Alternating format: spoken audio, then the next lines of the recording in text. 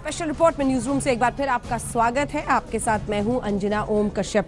मेरे ही उम्मीदवार को सीएम बना दो। जी हाँ, ऐसी गुजारिश, ऐसी ख्वाहिश और इन सब के साथ अब तो भगवान के दरबार में लोग पहुंच रहे हैं, क्योंकि कोई सुंदर कांड करा रहा है तो कोई शीर्षासन कर रहा है, कोई हवन पूजन की बस हमारे वाले मुख्यमंत्री बन जाए। यूपी का मुख्यमंत्री तय।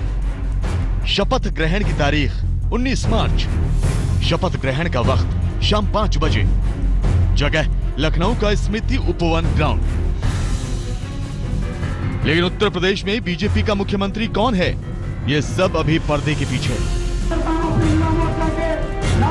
पर्दा जैसे ही हटेगा, मुख्यमंत्री का नाम समूचे उत्तर प्रदेश और देश के सामने होगा। पर्दा हटाने से पहले आपको दिखाते हैं कि कैसे यूपी में लोग अपना अपना मुख्यमंत्री चुन रहे हैं। उसके लिए प्रार्थनाएं, हवन और पूजा अर्चना कर रहे हैं।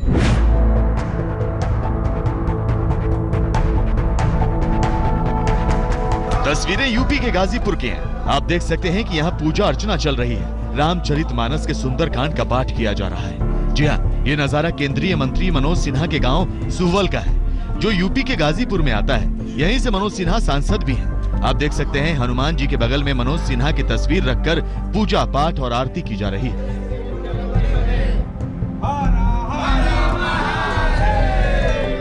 मनोज सिन्हा के समर्थक उन्हें पूर्वांचल का विकास पुरुष मानते हैं और उनकी पहली ख्वाहिश यही है कि भगवान उनकी सुने और मनोज सिन्हा ही यूपी के मुख्यमंत्री बने।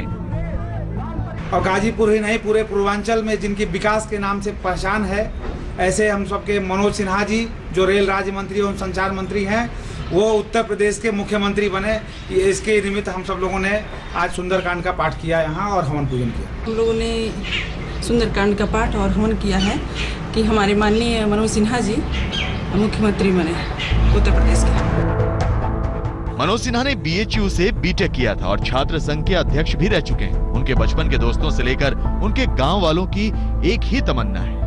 मुख्यमंत्री के दौर में है, हम लोग ईश्वर से प्रार्थना भी करते हैं कि मुख्यमंत्री बन जाए ताकि हम लोगों का समग्र विकास हो सके अपने यूपी का भी। अब इन तस्वीरों को भी देखिए। लोग योगी आदित्यनाथ को यूपी का मुख्यमंत्री बनाने के लिए प्रधानमंत्री मोदी और बीजेपी अध्यक्ष अमित शाह के नाम खत लिख रहे हैं। तस्वीरें यूपी के लखीमपुर खीरी की। आप देख सकते हैं कि लोग योगी आदित्यनाथ की फोटो के साथ लेटर लेकर बैठे हैं।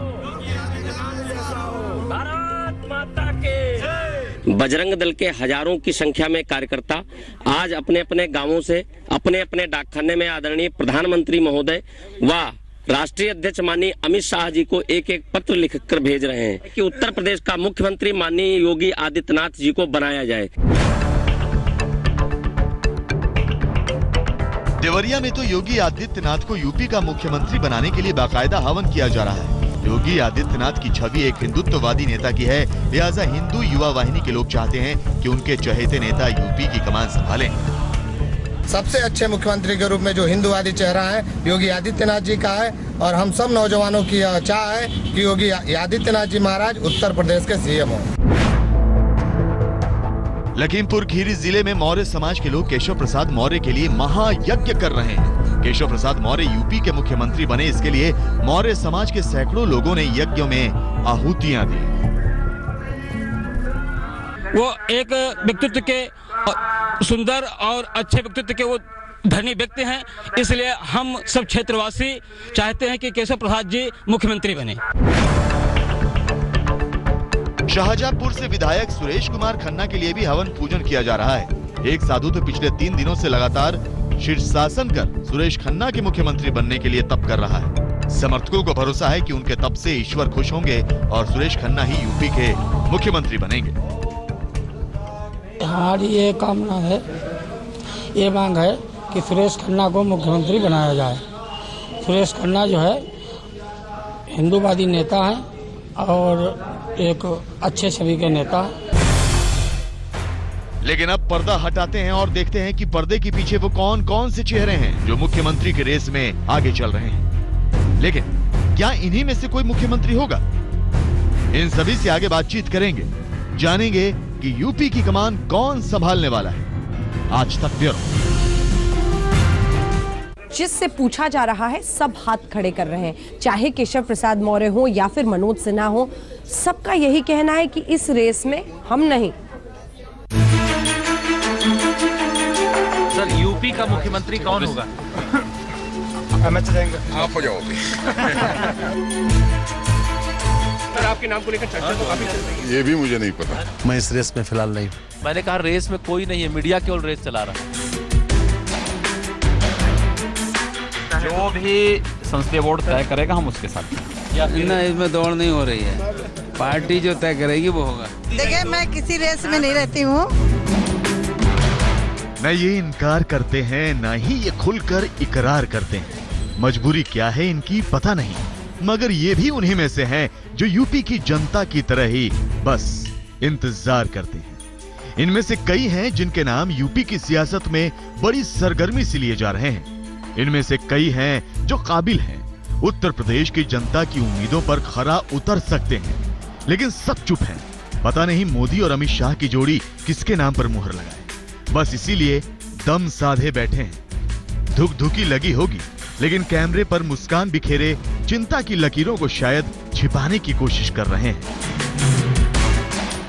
मौजूदा वक्त में उत्तर प्रदेश के अगले मुख्यमंत्री की रेस में सबसे आगे चल रहे मनोज सिन्हा को देखिए।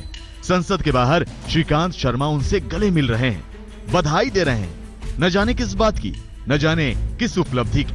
मगर सवाल पूछे गए तो मनोज सिन्हा ने इतना ही कहा, मुझे कुछ पता नहीं, कुछ भी नहीं। मैं रेस के बारे में जानता हूँ। लेकिन सर, आपके नाम को लेकर चर्चा तो काफी चल रही है। ये भी मुझे नहीं पता। बीजेपी के फायर ब्रांड नेता के चेहरे पर भी मुस्कान तो है, लेकिन इस मुस्कान का राज वो किसी को बता नहीं रहे। पूछो तो कहते हैं कि यूपी का अगला सीएम संसदीय बोर्ड तय करेगी। कुछ ऐसे ही बीजेपी के प्रदेश अध्यक्ष केशव प्रसाद मौर्य भी सीएम के सवाल को मुस्कुराहटों में टाल रहे हैं और कह रहे हैं उन्होंने अपनी राय दे दी है, अब सिर्फ फैसला आएगा। यज्ञ और हवन कर रहे हैं, कोई बड़े बड़े ऊंचे खंभों में चढ़ा जा रहा है। आपको लगता है कि आपका नाम भी आगे तेजी से बढ़ना चाहिए? देखिए, इसकी कोई आवश्यकता नहीं है। भारतीय जनता पार्टी का संसदीय बोर्ड, केंद्रीय नेतृत्व उत्तर प्रदेश के बारे में जो भी फैसला लेगा, सभी लोग उस फैसले के साथ में हैं। आपको क्या लगता है, आप रेस में सबसे आगे चल रहे हैं या फिर अपने आप को नीचे? रेस आप लोग तैयार कर रहे हो, भारतीय जनता पार्टी कोई रेस नहीं तैयार कर रही है। इस समय अध्यक्ष इस नाते जो मेरा दायित्व है उसको मैं निर्वाह कर रहा था। 155 क्या, मुझे अगर 1000 रैलियां करनी पड़े उत्तर प्रदेश से सपा बसपा को उखाड़ फेंकने के लिए, तब भी मैं करता। कयास ये भी है कि बीजेपी संसदीय बोर्ड की बैठक के बाद किसी ऐसे नाम पर मुहर लग जाए जो अब तक चर्चा में ही ना हो, लिहाजा सुरेश खन्ना की दावेदारी बनती है। लेकिन कहते हैं कि वो इस रेस में है ही नहीं। केंद्रीय संसदीय बोर्ड का ये विशेषाधिकार है कि वो इस पद पर किसी व्यक्ति को तय करे। मैं इस रेस में फिलहाल नहीं। आप यहाँ पर आए हुए हैं किससे मिलने के लिए? तो मैं व्यक्तिगत काम से आया। लेकिन सीएम की रेस में जो सबसे पहले और सबसे आगे नाम आ रहा था वो है राजनाथ सिंह। लेकिन जब राजनाथ सिंह से सीएम के बारे में पूछा गया तो उनका भी जवाब सुनिए। सर, यूपी का मुख्यमंत्री कौन होगा? आप हो जाओगे। अब इनमें से चाहे कोई भी उत्तर प्रदेश की कुर्सी पर काबिज हो, चंद घंटों में ही सही किसी के भी नाम का ऐलान हो, लेकिन उसके शपथ ग्रहण की तारीख और तिथि तय जरूर हो गई। जी हाँ, लखनऊ के स्मृति उपवन में यूपी के नए मुख्यमंत्री का शपथ ग्रहण समारोह होगा। शपथ ग्रहण रविवार को शाम 5 बजे लखनऊ के स्मृति उपवन में होगा। शपथ ग्रहण के लिए 2 मंच बनाए जाएंगे। एक मंच पर प्रधानमंत्री होंगे और दूसरे मंच पर राज्यपाल और शपथ लेने वाले लोग होंगे। आपको बता दें कि आज तक इस मैदान में किसी मुख्यमंत्री ने शपथ नहीं ली है। स्मृति उपवन को 2007 में मायावती ने बनवाया था। रमाबाई अंबेडकर ग्राउंड के बाद ये लखनऊ का दूसरा सबसे बड़ा ग्राउंड है, जिसकी क्षमता करीब 3 लाख है। तो मंच तैयार है, तारीख भी तय हो चुकी है, बस इंतजार जारी है। इंतजार उस नाम का, उस शख्सियत का जो बनेगा यूपी का 32वां मुख्यमंत्री। लखनऊ से बालकृष्ण के साथ जितेंद्र बहादुर सिंह, दिल्ली आज तक। इसी के साथ स्पेशल रिपोर्ट में न्यूज रूम से हम रुक रहे हैं ब्रेक के लिए। ब्रेक के उस पार आपको दिखाएंगे सिद्धू। अब बात नवजोत सिंह सिद्धू की। क्रिकेट के मैदान पर एक वक्त पर छक्के चौके लगाया करते थे, फिर साहब राजनीति में पहुंचे, कॉमेडी शो में भी बैठते हैं, मंत्री बन रहे हैं अब सरकार में, लेकिन अभी भी मंत्री भी, कॉमेडी शो में भी। मैं नवजोत सिंह सिद्धू सचेत प्रतिज्ञा करता हूं। कैप्टन अमरिंदर के कैबिनेट में मंत्री पद की शपथ लेते ही सिद्धू ने काम तो संभाल लिया, लेकिन विवादों में भी घिर गए।